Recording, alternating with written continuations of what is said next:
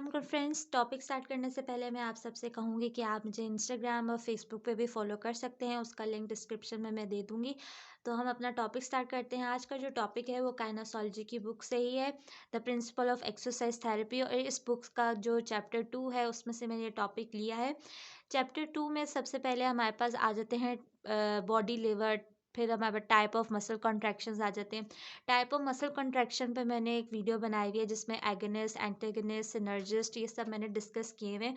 उसका लिंक आपको ऊपर कार्ड में शो हो रहा होगा, आप वहाँ से जाके उस वीडियो को देख सकते हैं।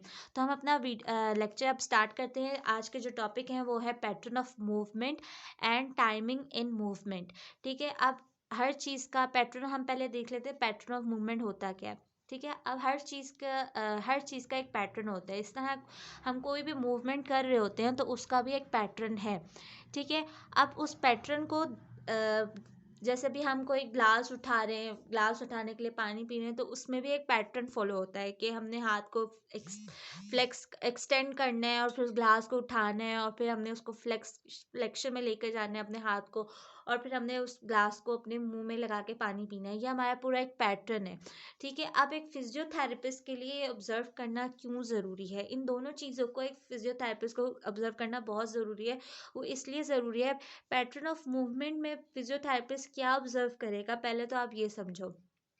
पहले वो ऑब्जर्व करेगा कि किस साइड और डायरेक्शन में वो मूवमेंट कर रहा है। जैसे कि फॉर एग्जांपल, अब जो बंदा है वो ग्लास उठा रहा है तो वो किस साइड पे हो रही है, क्या वो एल्बो पे कर रहा है, रिस्ट पे मूवमेंट कर रहा है, या उसकी शोल्डर पे मूवमेंट हो रही है, वो किस साइड पे हो रही है, लोअर लिम्ब में हो रही है, अपर लिम्ब में हो रही है, क्लेविकल या हमारा जो स्पाइन है वहाँ पे मूवमेंट हो रही है। तो फिजियोथेरेपिस्ट को जब कोई पेशेंट मूवमेंट कर रहा है तो उसको पता हो किस साइड पे कर रहा है, किस साइड पे वो मूवमेंट हो रही है। दूसरी बात ये उसको पता होना चाहिए कि वो किस डायरेक्शन में कर रहा है, क्या वो फ्लेक्शन करते हुए एबडक्शन तो नहीं कर रहा, या तो एक्सटेंशन में ज़्यादा हाथ लेके जा रहा है, उसकी डायरेक्शन किस तरफ जा रही है, एक फिजियोथेरेपिस्ट को पता होना चाहिए।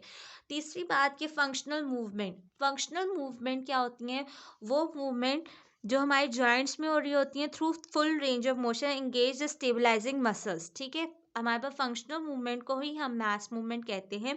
और फंक्शनल मूवमेंट वो होती हैं जो कि हमारे जॉइंट में हो रही होती हैं ताकि हम फुल रेंज ऑफ मोशन कर सकें, और इसमें हमारे पास जो मसल्स होते हैं, स्टेबलाइजिंग मसल्स होते हैं, वो ज़्यादा इंगेज होते हैं। ठीक है, जैसे कि हम स्क्वायर, लंज, पुश, पुल, हिंज, ट्विस्ट, वॉक, ये 7 चीज़ें हम रोज़ अपनी रूटीन में कर रहे होते हैं, इनको हम फंक्शनल मूवमेंट कह रहे होते हैं।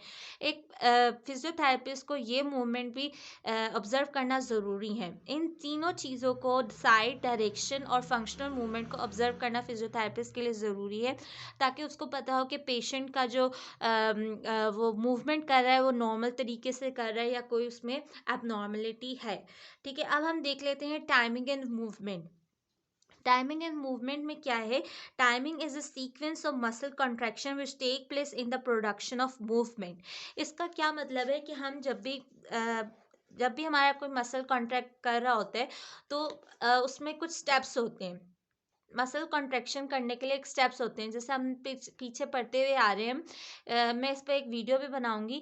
हमने फिजियोलॉजी में भी ये पढ़ा है कि एक्शन पोटेंशियल जनरेट होता है और फिर कैल्शियम इंटर होता है सार्कोप्लाज्म में, एक्टिन और मायोसिन आके फिलामेंट्स आके ज्वाइन होते हैं तो मसल कॉन्ट्रैक्ट होते हैं। सारा एक स्टेप्स वाइज हो रहा होता है प्रोसेस। ठीक है, और फिर हमारे मसल कॉन्ट्रैक्ट हो रहे होते हैं, इनका एक सीक्वेंस फॉलो हो रहा होता है। जब भी हम कोई मूवमेंट कर रहे होते हैं तो हमारे मसल कॉन्ट्रैक्ट हो रहे होते हैं, और वो कॉन्ट्रैक्ट क्यों हो रहे होते हैं, एक सीक्वेंस के थ्रू वो मसल्स कॉन्ट्रैक्ट हो रहे होते हैं। उस सीक्वेंस को हम कहते हैं टाइमिंग।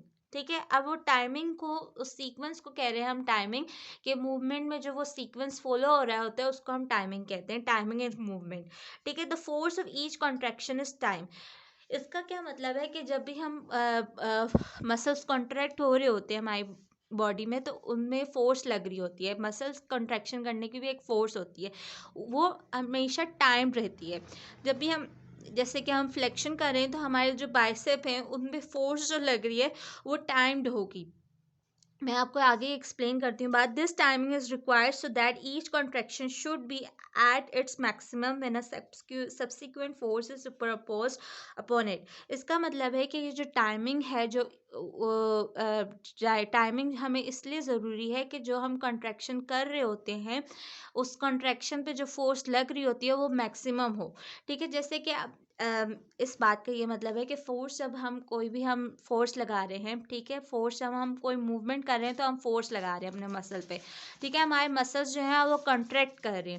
ٹھیک ہے، اب مسلس اگر ہم زیادہ فورس لگا رہے ہیں، ہمیں بہت جلدی کام کرنا ہے، ہم زیادہ فورس لگا رہے ہیں تو ہمارے مسلس کو، برین کو سگنل جائے گا کہ جلدی سے یہ سارا جو مسل کنٹریکشن والے اسٹیپس ہیں وہ جلدی سے ہو جائیں. تو اس کا مطلب ٹائمنگ جو ہے وہ ویری فاسٹ ہو رہی ہے. ٹھیک ہے، وہ جلدی سے موومنٹ ہو جائے گی. لیکن اگر ہم کوئی کام بڑے سلو کر رہے ہیں اور ہمارے برین کو سگنل جا رہا ہے کہ ہم نے یہ آرام سے کرنا ہے، تو کیا ہوگا کہ وہ جو ہمارے مسلس جو ہیں ان کے جو سیکوینس ہے وہ آرام سے ہوتا جائے گا. اس کا مطلب ٹائمنگ جو ہے وہ بہت سلو ہو رہی ہے.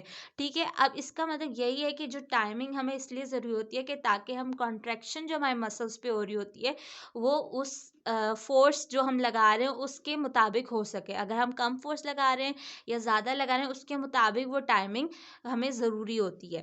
ٹھیک ہے، اب ہم دیکھ لیتے ہیں اگلا point. If this sequence is not followed then the peak of effort reach will be wasted. اگر ہم اس سیکوینس کو، جو مسل کنٹریکشن کا جو سیکوینس فالو ہو رہا ہے، اگر وہ فالو نہ ہو وہ سیکوینس، تو کیا ہوگا کہ وہ جو ہم ایفرٹ لگا رہے ہیں، ایفرٹ کا مطلب ہم جو فورس لگا رہے ہیں وہ ویسٹ ہو جائے گی. موومنٹ پھر ہوئے گی نہیں. موومنٹ جو ہوگی وہ پھر ایب نارمل ہوگی، وہ نارمل نہیں ہوگی.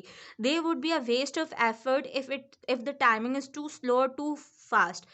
اور ایفرٹ ویسٹ تب ہوگی جب ٹائمنگ جو ہوگی ٹو سلو اور ٹو فاسٹ ہوگی. بہت ہی زیادہ کم ٹائم ہوگی یا بہت زیادہ فاسٹ ٹائمنگ ہوگی تو کیا ہوگی، جو ہم فورس لگا رہے ہیں وہ بہت زیادہ وہ ویسٹ ہوتی جائے گی. ٹھیک ہے، faulty timing accounts for insufficiency of the movement for the purpose for which it was designed.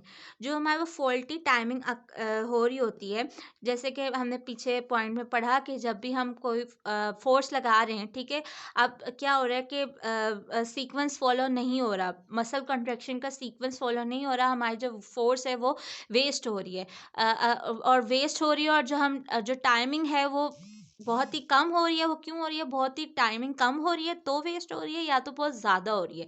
ٹھیک ہے، اس فالٹی ٹائمنگ موومنٹ کی وجہ سے کیا ہوتا ہے کہ ہمارے پاس جو موومنٹ کی جو ہے وہ ایفیشینٹلی کام نہیں کر پاتی. ٹھیک ہے، جیسے کہ ہم اگزامپل میں دے رہی ہوں، جیسے ہم نے فلیکشن کرنی ہے. ٹھیک ہے، اب کیا ہوگا اگر ہم جو ٹائمنگ ہے وہ بہت ہی کم ہے. ٹھیک ہے، اب ٹائمنگ بہت ہی کم ہے تو ہماری جو موومنٹ ہوگی، ہم نے فلیکشن کرنی ہے تو وہ بہت دیر بعد ہوگی. ٹھیک ہے، جو میں نے فلیکشن کرنی ہے تو وہ اپنے ٹائم کے مطابق نہیں ہوگی. اس کا مطلب کہ وہ فالٹی ٹائمنگ کی وجہ سے جو ہے وہ موومنٹ ڈیلے ہو رہی ہے.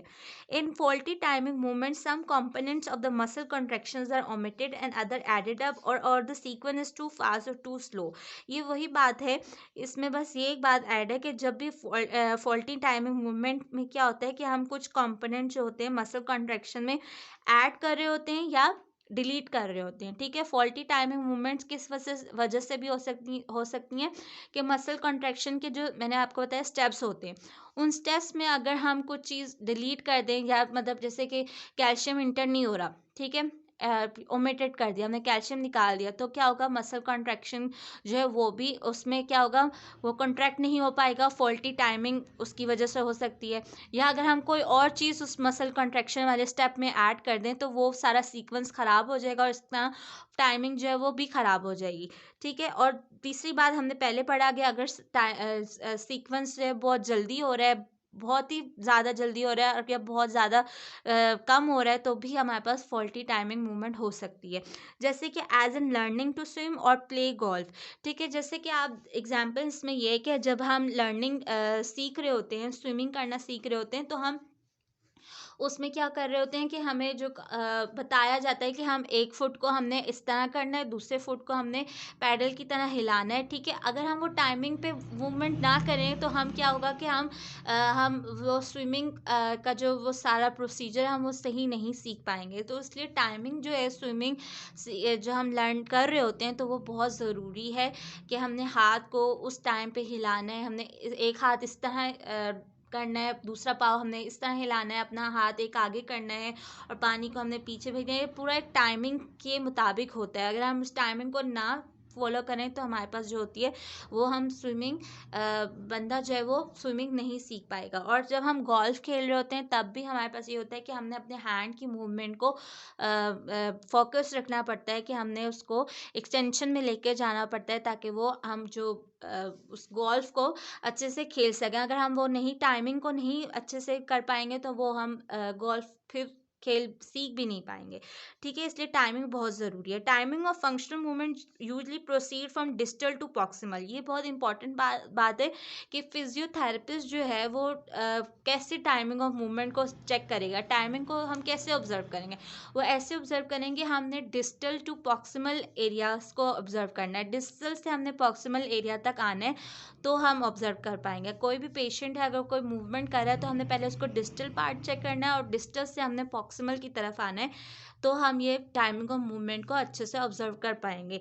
Because distal area receive most of the stimuli which control movement, that is hand and feet. क्यों हम डिस्टल एरिया को पहले क्यों ऑब्जर्व करेंगे, क्योंकि डिस्टल एरिया में हमारे पास बहुत सारे स्टिमुलाई वहीं पे रिसीव होते हैं। जैसे हमने हाथ लगाया किसी चीज़ को तो वहाँ पे ही हमारे पास सिग्नल आता है और वहीं पे हम हमारे ब्रेन को उसके बाद सिग्नल जाता है और वहीं से वापस हमारे हैंड या फीट में आता है। तो हमारे पास जो डिस्टल एरियाज होते हैं वहाँ पे बहुत ज़्यादा स्टिमुलाई प्रेजेंट होते हैं, इसीलिए जो हमारी मूवमेंट को कंट्रोल कर रहे होते हैं। इसलिए हमें पहले डिस्टल पार्ट को चेक करना चाहिए और फिर प्रॉक्सिमल पार्ट को, ठीक है। फिर हम देख लेते हैं अगला point, the ordinary sequence of contraction constitute the effective timing and ensure the maximum insufficiency of muscular contraction।